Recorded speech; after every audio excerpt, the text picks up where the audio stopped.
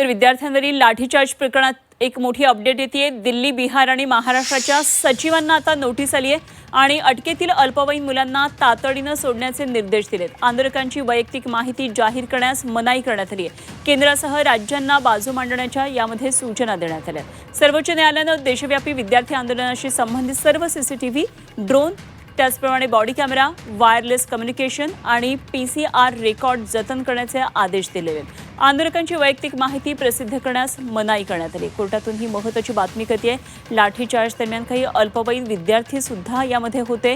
या आंदोलनामध्ये उपस्थित असलेल्या या अल्पवयीन विद्यार्थ्यांसंदर्भात देखील एक मोठा निर्णय घेतलेला आहे।